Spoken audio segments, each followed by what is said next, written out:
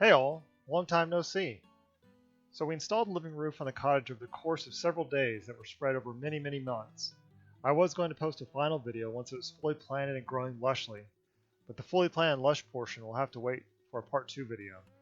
This video will cover the structural design considerations for supporting the weight of a living roof, building a retaining boundary to contain the soil and vegetation, installing the various synthetic layers to waterproof the roof and provide for drainage, and finally, infilling with growing media, in our case a very thick layer of wood chips. I'll put timestamps for each chapter in the video description.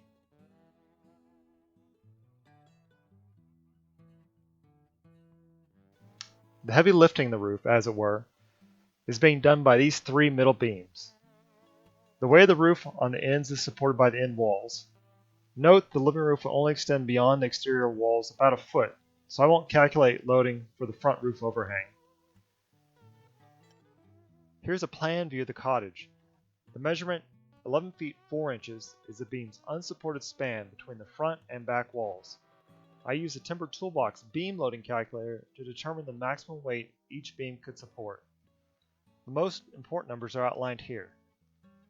I picked the nice round number of 6,350 pounds for the weight the beam is supporting. We'll come back to that figure in a moment. There's an unsupported span of 11 feet 4 inches, or 136 inches.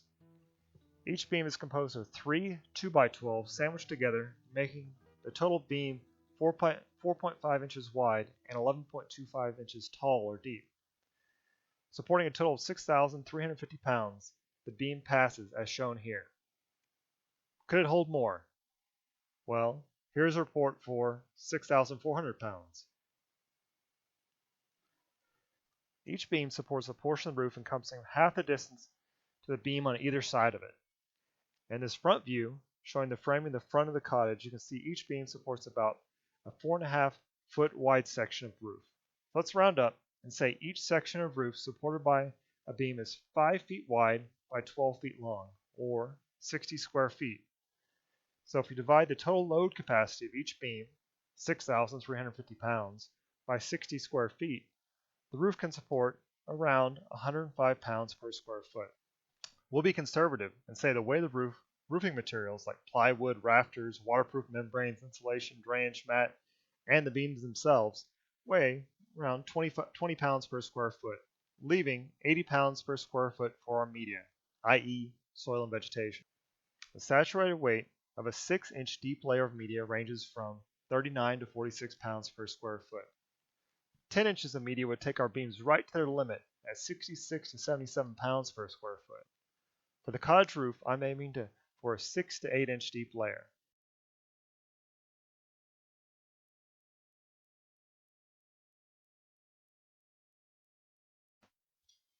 During the structural portion of the video, we'll touch briefly on how the roof load is transferred from the beams down the wall to the foundation.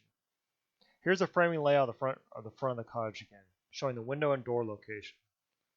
Here, the arrows indicate how the load is transferred to the foundation. The left and center beams are positioned directly over a couple of studs. The right beam is over a couple of windows, so the weight is transferred to the header, which is supported by jack studs on either side. For more reinforcement, I often install 2 individual windows rather than a double window panel unit, so I could put a few studs in between so there is a direct path between the beam and the foundation. It gave me peace of mind that there is no weight bearing on the windows.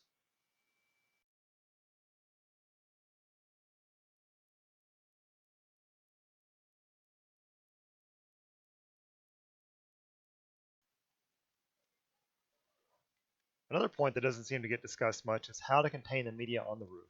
Saying that, I have no footage of building the retaining wall or parapet as I call it for the cottage, so I'll have to rely on my drawings. First, I installed a metal roofing on the overhang. The way the living roof would have required me to put knee braces, which have interfered with my window and door layout. After that, I built a parapet on the front and back of the cottage using pressured 2x8s fastened down with angle brackets. On the ends, I used a 2x6 supported by heavy-duty angle brackets. This allowed a 2-inch gap for water to drain off the roof. I got our local metal fabricator to make me a variety of trim to cover the parapet and tie in with the rest of the roof trim.